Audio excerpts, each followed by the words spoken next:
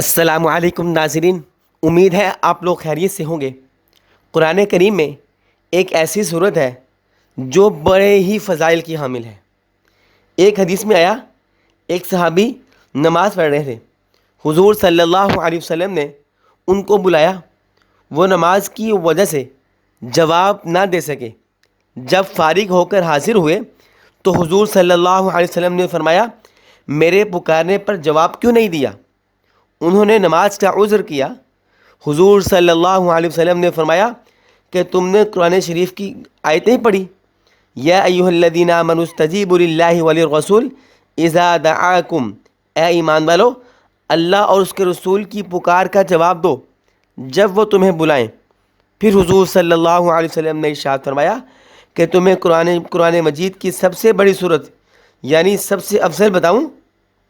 پھر حضور صلی اللہ علیہ وسلم نے ارشاد فرمایا، وہ الحمد شریف کی 7 آیات ہیں، یعنی سورۃ الفاتحہ کی 7 آیات۔ بعض مفسرین اس کی تفسیر میں لکھتے ہیں کہ جو کچھ پہلی کتابوں میں تھا وہ سب قرآن پاک میں آ گیا، اور جو کلام پاک میں ہے وہ سب سورہ فاتحہ میں ہے، اور جو کچھ فاتحہ میں ہے وہ بسم اللہ میں، اور جو بسم اللہ میں ہے وہ اس کی با میں آ گیا۔ با کے معنی اس جگہ ملانے کے ہیں۔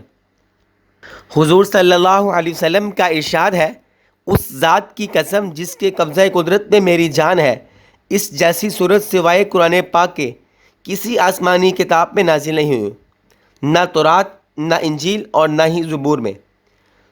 صرف سورہ فاتحہ کو ایمان و یقین کے ساتھ پڑھنے سے جسمانی روحانی بیماریوں سے شفا ہوتی ہے، دینی دنیاوی مشکلات حل ہوتی ہیں۔ لکھ کر لٹکانا اور چاٹنا بھی امراض کے لیے مفید ہے۔ صحابہ کرام نے سانپ بچھو کے کاٹے ہوئے مرغی والوں اور دیوانوں پر سورہ فاتحہ پڑھ کر دم کیا۔ حضور صلی اللہ علیہ وسلم نے اس کو جائز بھی رکھا۔ حدیث کا مفہوم ہے کہ صائب بن یزید رضی اللہ تعالیٰ عنہ پر حضور صلی اللہ علیہ وسلم نے اس صورت کو دم فرمایا، اور یہ صورت پڑھ کر لعاب دہن درد کی جگہ پہ لگایا۔ حدیث کا مفہوم ہے کہ جو آدمی سونے کے ارادے سے لیٹے اور سورہ فاتحہ اور قل ھو اللہ پڑھ کر اپنے اوپر دم کر لے، موت کے سوا ہر بلا مصیبت سے محفوظ رہے گا۔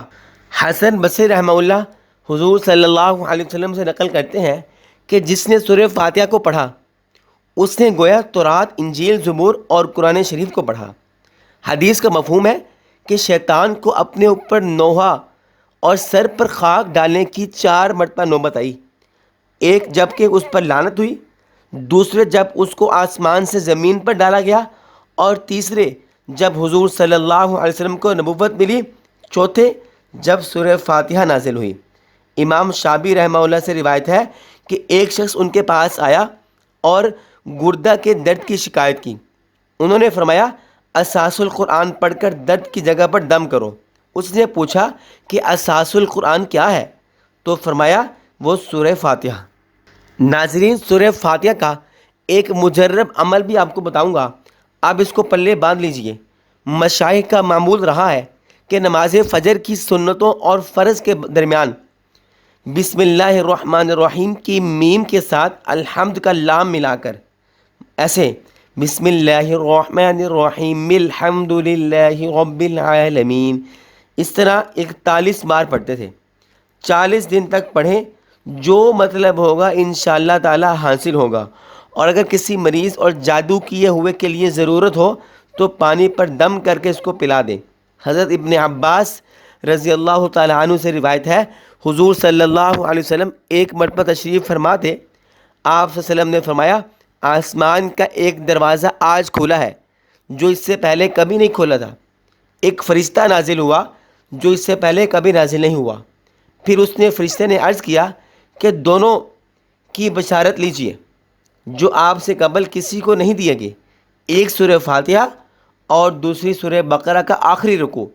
ان کو نور اس لیے فرمایا قیامت کے دن اپنے پڑھنے والے کے آگے آگے چلیں گے۔ ناظرین، کتنی بڑی فضیلت کی حامل سورۃ فاتحہ ہے۔ شفا بھی ہے، بیماریوں سے شفا ملتی ہے، مصیبتوں سے نجات ملتی ہے، اور رزق میں اضافہ ہوتا ہے، اور کتنی بڑی فضیلت ہے۔ اس لیے اس سورت کو پڑھیے، اپنے بیماروں کو پڑھ کر پانی پر دم کر کے پلائیے، انشاءاللہ تمام مقاصد حل ہوں گے۔ دعا میں مجھے یاد رکھیے۔ ملتے ہیں ایک اور ویڈیو کے ساتھ، تب تک کے لیے اللہ حافظ۔